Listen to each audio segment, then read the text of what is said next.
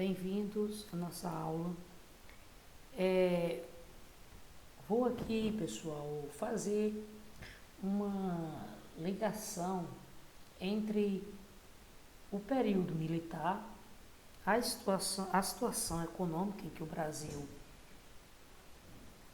ficou, né, após a ditadura militar e, ao mesmo tempo, o ambiente político, né, que refletiu os anos 80, né, que vai ser justamente o período do fim do período militar e o início da redemocratização do Brasil. De início, eu apresento para vocês o aspecto econômico, né, do governo militar. Então, o período do governo militar foi marcado, né, a partir do ano de 67, como vocês veem aí, um período de grande crescimento econômico do Brasil, conhecido até como milagre econômico. Esse milagre econômico, ele era, de certa forma, algo fantasioso, porque o Brasil, ele crescia, olha aí o ritmo de crescimento, né? Você tem aí saltos, né, de 9,8%, 10%, 11%, 14% o Brasil chegou a crescer em 73, né? Então, muito acelerado. Então, esse ritmo de crescimento, o governo era o principal investidor, de onde vinha os recursos do governo. Boa parte de empréstimos ao FMI, na época, e também porque o governo, ele não tinha toda uma política de distribuição de renda, né, uma política preocupada com a inclusão social. Então, a principal referência desse período aqui vai ser o ministro Delfim Neto, né, que era o ministro da Economia, e justamente entre os anos do fim da década de 60 e o início da década de 70, né, o Brasil, ele vivenciou esse momento de grande expectativa. Só o que acontece, né? O milagre econômico brasileiro, como eu disse a você, vai ser justamente esse período de grande crescimento, né? Ele promoveu, né, a expansão de alguns setores, mediante aí o investimento do governo, que serviu de base para o desenvolvimento de outras áreas. Onde era a prioridade desses investimentos? Fontes de energia, transporte, telecomunicações. Então, para isso, o governo ele realizou várias obras que tinham justamente muitas vezes, né, esses investimentos, eles tinham uma rentabilidade, uma viabilidade questionada. Um exemplo, a Transamazônica, que o Brasil construiu lá, uma grande rodovia atravessando a Amazônia, e se revelou um verdadeiro desastre. O investimento em energia nuclear foi também um investimento em que o Brasil não logrou êxito, certo? Mas, mesmo assim, ocorreram investimentos de sucesso, como a Itaipu, a construção do Itaipu, a construção da Ponte Rio-Niterói. Então, eram construções, né, de grandes proporções. Itaipu, até o início do século XXI, ainda era a maior hidrelétrica do planeta. Então, assim, eram construções de grande magnitude. E nesse contexto, né,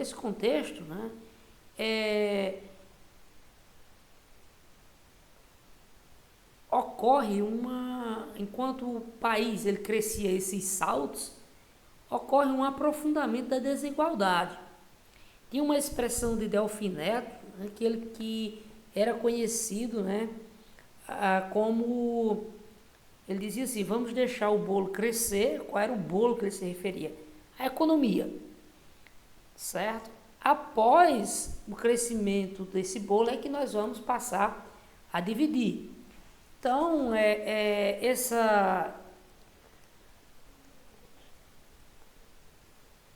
ocorreu o crescimento, só que não foi dividido, né? E aí o Brasil, ele já entra na década seguinte, né? Já de meados da década de 70 para o início da década de 80, né? Como um país que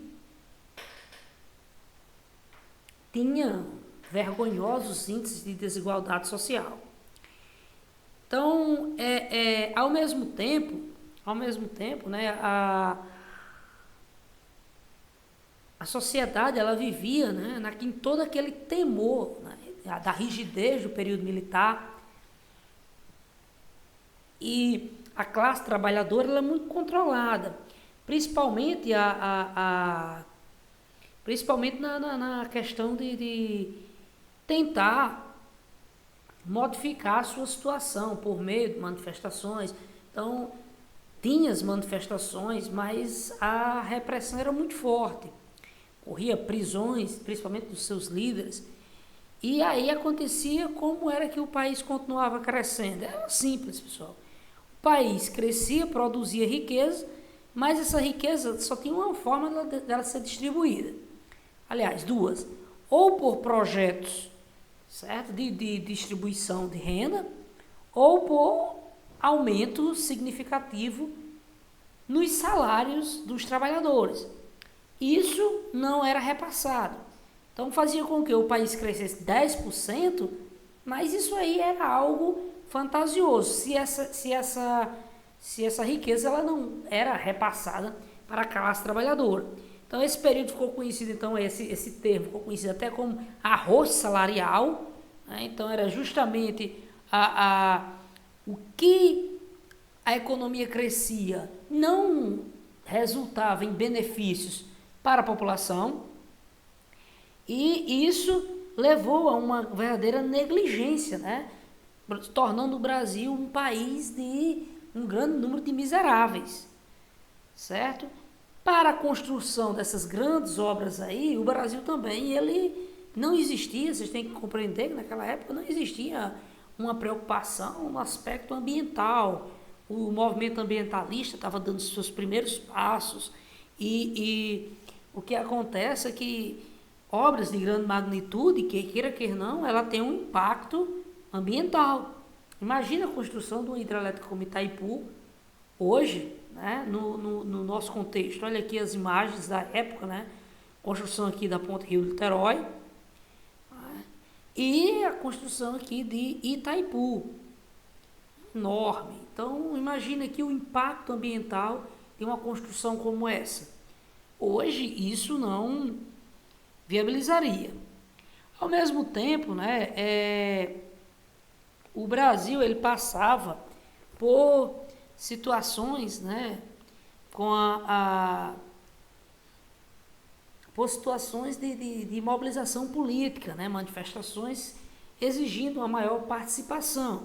E o regime militar já estava apresentando e dando início ali a um processo de abertura, certo? Um processo de abertura. Então, em 1979, vai ocorrer o projeto de anistia, que era justamente a permissão daquelas pessoas que tinham sido perseguidas e expulsas do país, né? A permissão para elas retornarem, então isso aí é conhecida como a anistia. E Nesse tempo também, nos anos 70, no fim dos anos 70, estavam ocorrendo então os famosos choques do petróleo, que era isso, os choques do petróleo era foi um período em que as maiores produtores de petróleo do mundo resolveram diminuir sua produção para provocar um aumento no preço do barril do petróleo. Qual é o problema para o Brasil?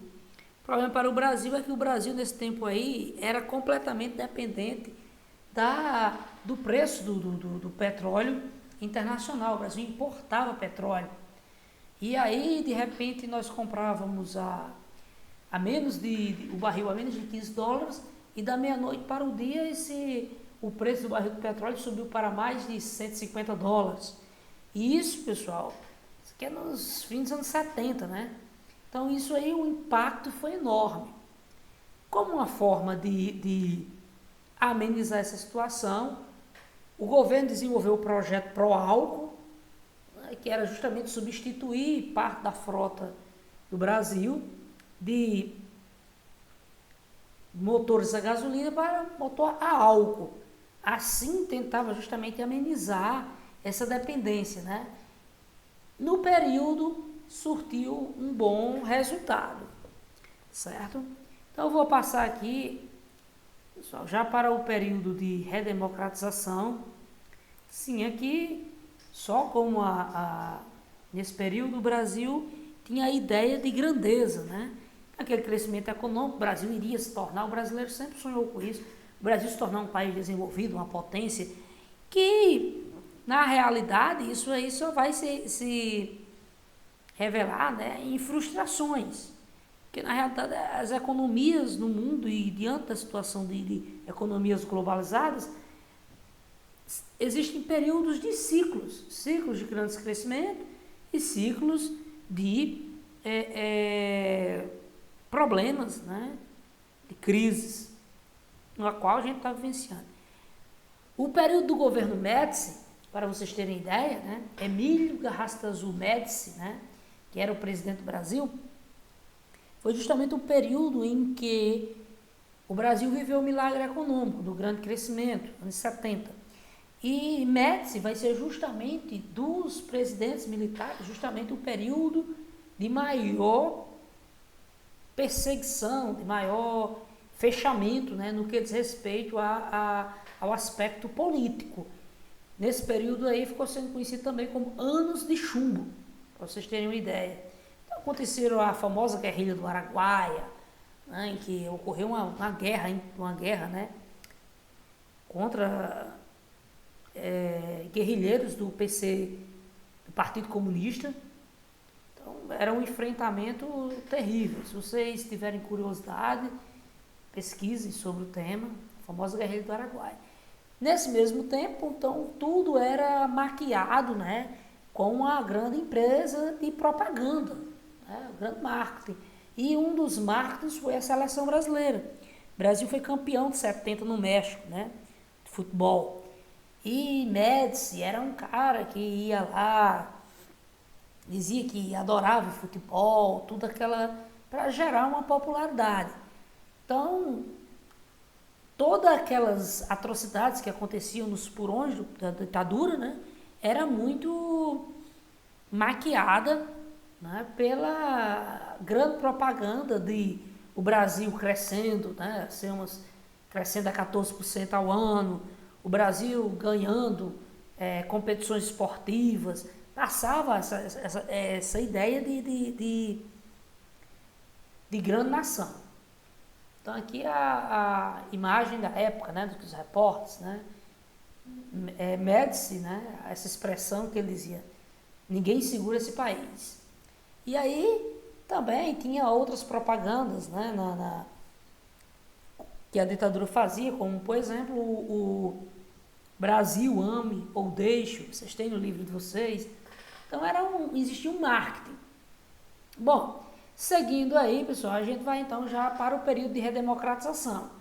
E esse período de redemocratização vai ser justamente do governo Ernesto Geisel a João Batista Figueiredo, que vai ser o último governo militar, já no meados da década de 80. E a redemocratização, ela vai passar inicialmente, né, pelo movimento conhecido como as diretas já, que era isso, a população ela já exigia participação direta nas eleições e candidatos civis, né, já para o ano de 85, já para o ano de 1985, que era quando iria ocorrer as eleições, certo? Então, nesse período aí ocorre então, a conhecida emenda Dante de Oliveira, que foi o deputado federal que apresentou uma proposta para para viabilizar as eleições diretas para o ano já de 85. Só o que aconteceu? Essa proposta não vai passar, mas ocorreu uma grande mobilização. Políticos, estudantes, artistas, grupos, né, das mais diferentes regiões do Brasil se organizaram em grandes comícios exigindo a participação, né, direta e votação para presidente. Nesse tempo também, né, como eu já antecipei aí para vocês, já vinha acontecendo o retorno dos brasileiros que tinham sido exilados. Então, em 79 acontece então a anistia.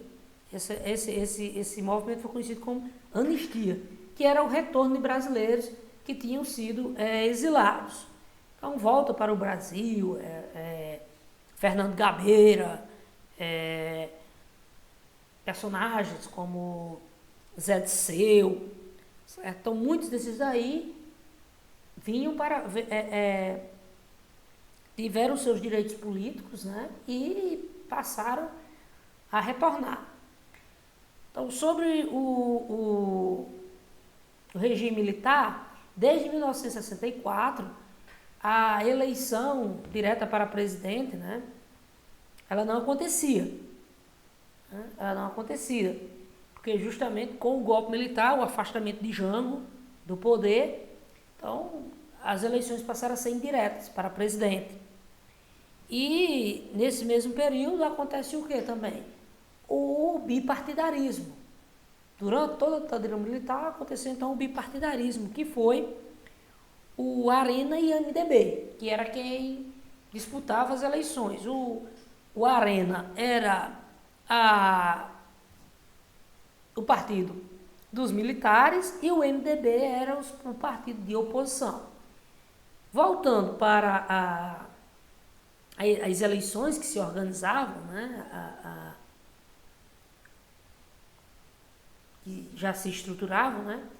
Então, em 84, né, haveria as eleições para presidente, mas seria realizado, né, de modo indireto, através do colégio eleitoral. Então, simplesmente, a população não participaria. Para tal eleição transcorresse, né, pelo voto popular, era necessária, então, uma aprovação de uma emenda constitucional. E aí, certo? Então, a figura aí de Ulisses Guimarães, como um dos grandes mentores também da viabilização dessa propaganda, da busca pela direta e já. E eu vou antecipar aqui, porque não vou entrar muito, né? Quando foi levado a plenário, né, a votação da direta e já,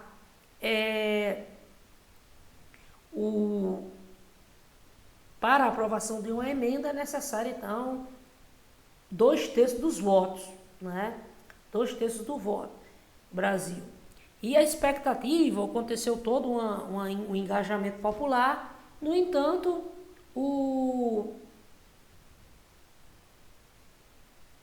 quando foi levada a votação, né, a emenda ela precisava de 320 votos para ser aprovada. Só conseguiu 298 votos.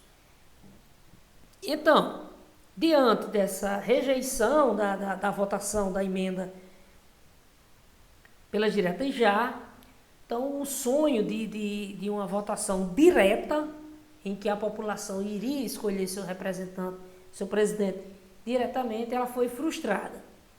E aí, nasce uma mobilização pela campanha, né, pela eleição de Tancredo Neves. Tancredo Neves era justamente um político que ele já vinha, né, já tinha uma história política já bem ativa durante o período da ditadura e sempre ficou na oposição, sempre no MDB, né, no MDB, que se tornou depois PMDB e hoje, né, novamente chamado MDB, Partido pela Mobilização Democrática Brasileira. E Tancredo, então, ele vai ser candidato contra Paulo Maluf, que era o candidato apontado pelos militares, apoiado pelos militares. E o que é que vai acontecer?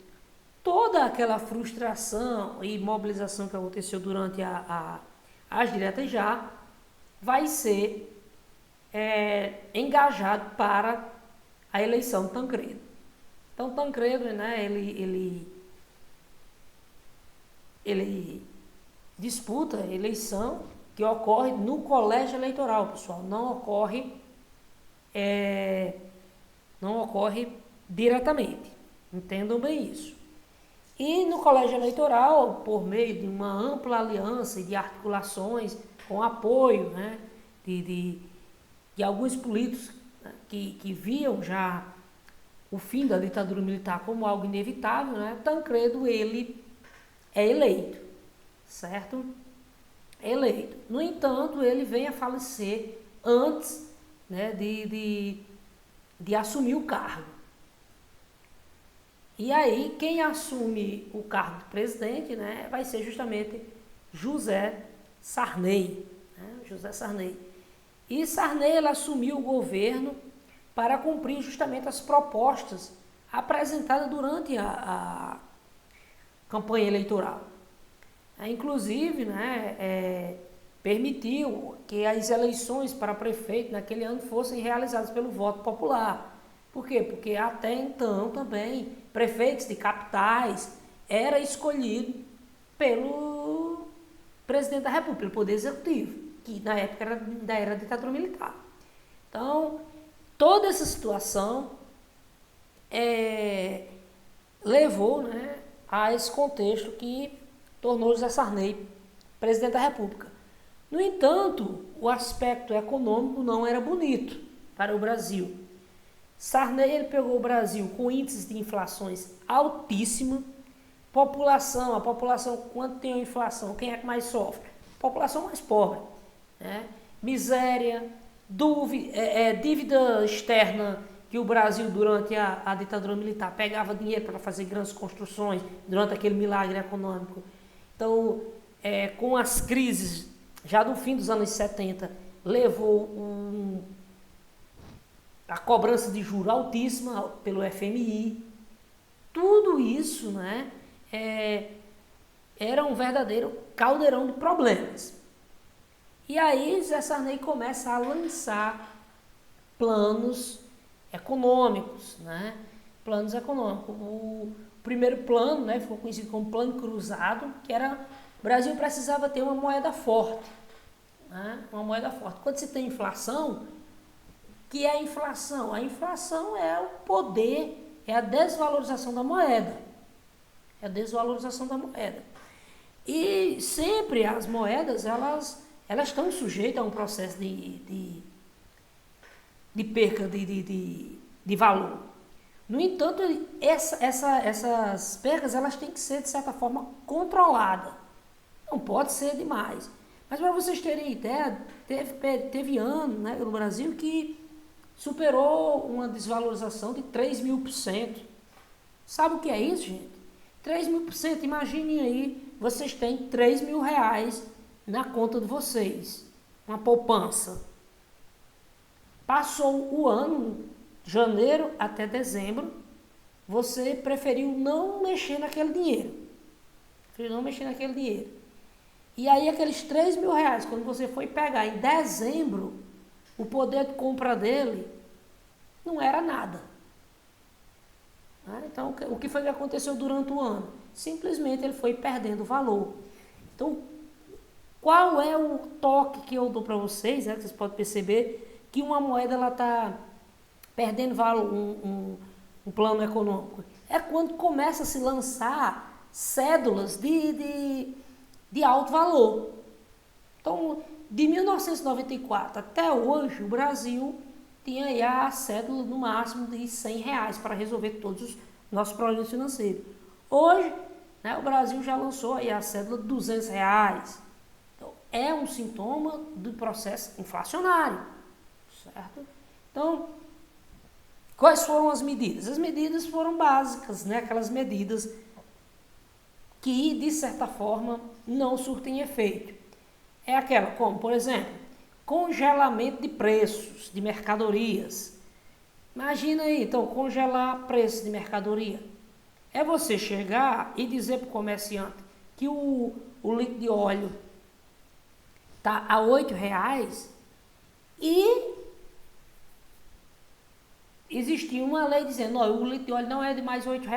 O litro de óleo vai ser de R$2. R$2. O que vai acontecer? Isso vai ser bom para o consumidor? De início, sim. De início, sim. O que vai acontecer?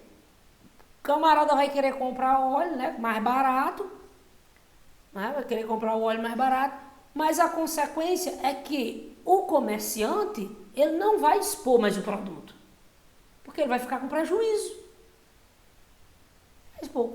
Ele não vai expor o produto. Aí você vai ver realidades como as gôndolas, né, as prateleiras dos supermercados vazias, como acontece, por exemplo, na Venezuela. Né?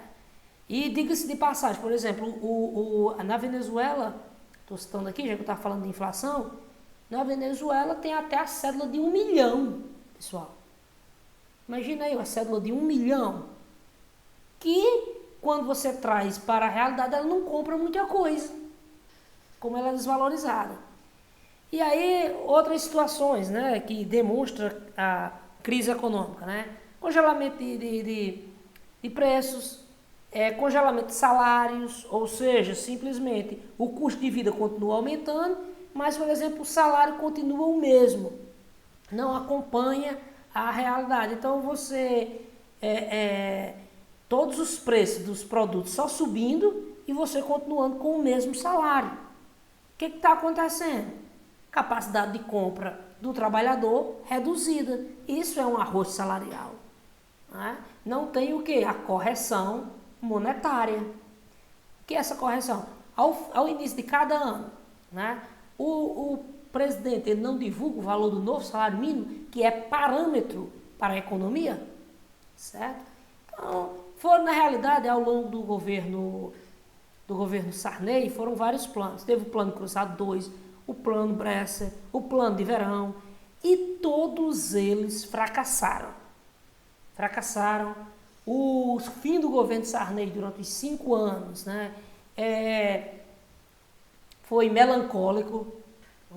No Brasil, digamos aí, numa situação econômica deplorável, e tudo isso, né, vai se configurar no processo eleitoral do ano de 1989. A eleição foi em 89 e o novo presidente assumiria em 1990. Nesse contexto,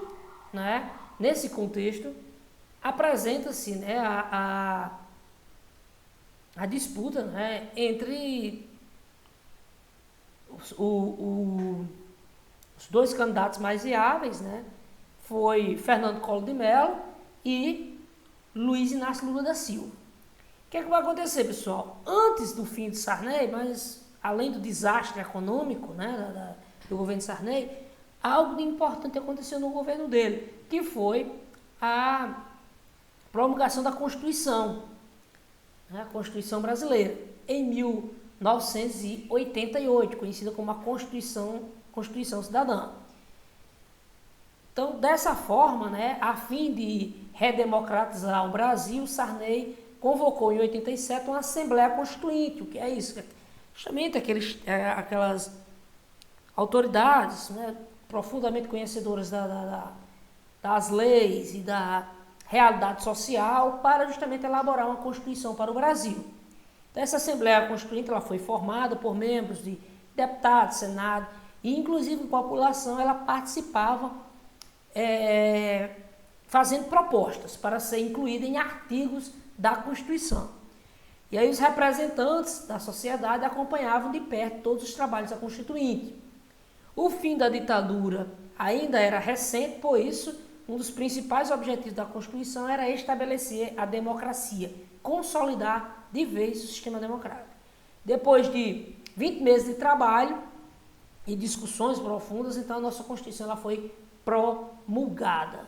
Aqui o destaque, né, para o nosso artigo 5º, né, direitos e garantias fundamentais. Então todos são iguais perante a lei, sem distinção de qualquer natureza, garantindo-se aos brasileiros e aos estrangeiros residentes no país inviolabilidade do direito à vida, à liberdade, à igualdade, à segurança e à propriedade. Então, que bases, né, de um Estado democrático de direito é lançado na nossa Constituição.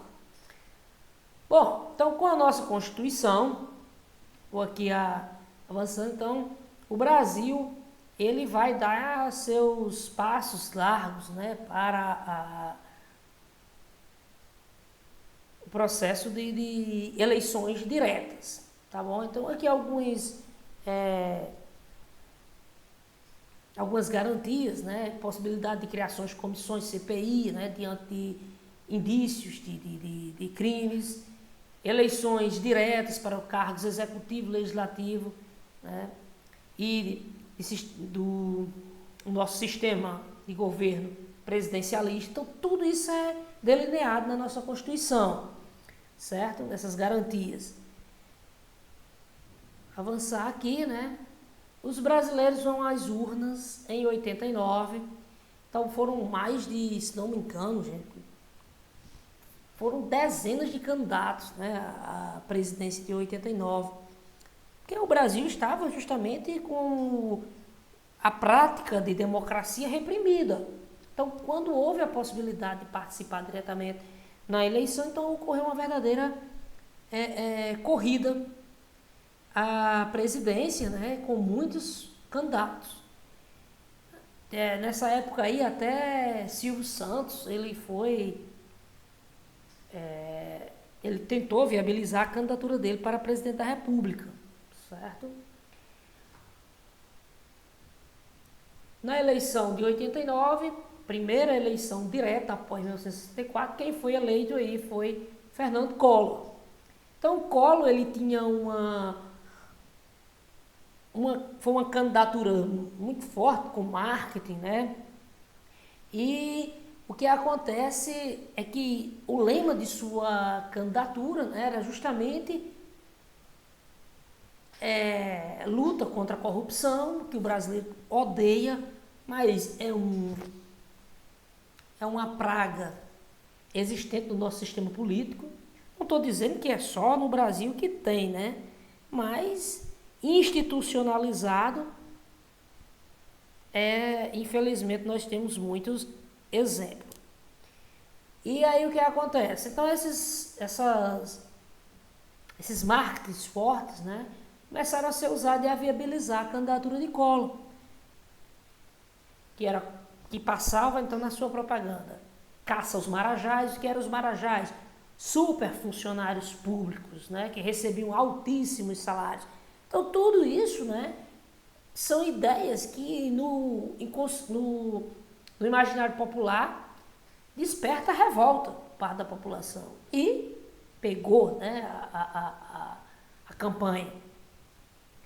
Então, Collor, ele apresentava uma plataforma também econômica, né, de propostas liberais, porque o brasileiro queria saber o que o novo presidente ia fazer com a economia do país. E aí Collor, ele apresentava uma proposta de ideias mais liberais, diminuir a presença do Estado, toda essa cartilha, né?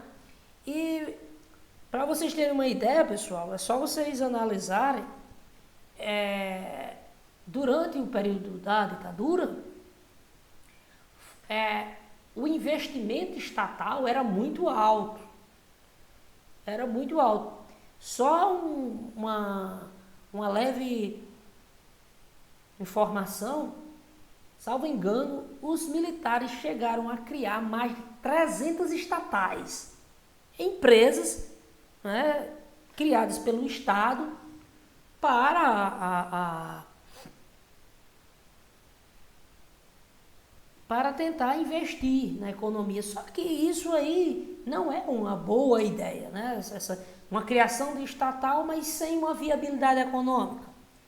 E aí Collor justamente pegou essa crítica aí para a ideia contrária, que é a ideia liberal, né? Diminuir esse Estado, que imagina isso, criar 300 empresas, com certeza muitas dessas empresas são ineficientes, são pesadas, causam prejuízo ao erário público, e deu certo, né, a campanha de Collor. No entanto, começou a apresentar problemas. O primeiro, né, ficou marcado aí, Collor dizia na propaganda dele que só tinha uma bala para o problema da economia. E aí, qual vai ser então essa bala que ele vai usar, né? Uma expressão bem forte. Ele simplesmente, no famoso plano Collor, ele confiscou os dinheiros das pessoas que tinham caderneta de poupança. Imagine aí, você trabalhou, você é funcionário, você vendeu uma terra, vamos pensar aqui, e aí juntou um dinheiro de uma vida inteira. Dinheiro para justamente, no período, você já está idoso, ter uma certa segurança. E aí o governo, de uma hora para outra, toma uma medida dessa, confiscando todo o seu dinheiro. Se você tinha lá 4 mil reais, 10 mil reais, 100 mil reais, tudo foi confiscado. Você ficou sem nenhum real na poupança. Olha que medida eu poderia dizer assim, injusta, né? Que gerava insegurança. Congelamento de salário, de preços, outra medida que não, economicamente, nunca surte bons efeitos. Por quê? Congelamento de preços, pessoal, você está contrariando a realidade do mercado. O mercado diz o quê? Que simplesmente os preços dos produtos vão de acordo com a procura e com a oferta. Aí você agora, com o congelamento de preços, você dita um preço, digamos aí, todo mundo está procurando por feijão, o preço do feijão está lá em cima, né? Por que o preço do feijão está lá em cima? Porque simplesmente todos estão querendo e a oferta está baixa. Então o mercado ele vai subir o preço. Aí o que acontece? Quando você diz, não, você vai ter que baixar o preço Essa realidade mudou? Não mudou. Ainda continua muita gente querendo comprar o feijão e a demanda está pouca, a produção está pouca, né? Você só simplesmente tentou interferir, que não vai mudar a realidade dos fatos, certo? E em seguida, né, então ele tenta enxugar a máquina. Como é que ele fez? De uma forma arbitrária, simplesmente iniciou uma demissão em massa de funcionários públicos, e isso, né, gerou então toda uma impopularidade. Nesse contexto todo, o que é que vai acontecer? Denúncias de corrupção que levam, vou só citar aqui, pessoal, o famoso escândalo do PC Farias, e isso levou ao primeiro impeachment, né, do Brasil democrata, né, pós-ditadura, que é o impeachment. O impeachment é uma medida arbitrária? É uma medida ruim? Não, é uma medida de segurança prevista na Constituição. A nossa Constituição ela tem a previsão de impeachment, né, justamente quando o presidente comete crime de responsabilidade devido ao cargo, e aí é votado, né? Mas para um impeachment ele ser viabilizado, acima de tudo, além do crime de responsabilidade, tem que ter também o que, pessoal? Participação popular, apoio para a viabilização desse impeachment. E foi o que aconteceu. O Collor aqui ele já estava com a popularidade lá embaixo e tem aqui nesse último parágrafo, né, diante das denúncias, Collor faz um pronunciamento no dia 25 de abril de 1952, certo? E devido às denúncias do irmão dele, Pedro Collor, sobre a irregularidades na campanha, né? Na campanha. E aí, o que vai acontecer? Diante de todo esse escândalo, Collor faz um discurso em rede nacional pedindo para os brasileiros irem às ruas vestidos de verde e amarelo e mostrar apoio a ele. Aí os brasileiros foram às ruas, mas justamente com camisas pretas, mostrando que não estavam mais apoiando o governo. Então o impeachment passou rapidinho e Collor foi afastado. Assume Itamar Franco, que era o seu vice. E Itamar Franco vai justamente viabilizar, vai ser um político muito discreto, mas ele vai viabilizar as bases, né, da economia que o Brasil vivenciou nos últimos 30 anos, que vai ser o Plano Real, né? O Plano Real. E nos últimos 30 anos, não, perdão, pessoal, nos últimos 25 anos, né, pode dizer. E porque ele chama para o ministro da Fazenda justamente Fernando Henrique Cardoso, que vai viabilizar esse plano. E finalmente o Brasil consegue estabilidade financeira, que é o que gera toda uma popularidade de Fernando Henrique Cardoso, que vai se tornar o próximo presidente do Brasil. Estou aqui só explicando aqui o aspecto econômico. Olha, pessoal, próxima aula nós vamos fazer um teste, tá bom? Vamos fazer um teste e eu vou passar para o grupo da turma depois, né, os assuntos que vão ser cobrados no nosso teste. Esse assunto aqui, esses últimos assuntos aqui que eu estou relatando com você, não vai ser mencionado, tá bom? Vou priorizar mais nossas primeiras aulas. Beleza? Essa foi a nossa aula, até a próxima.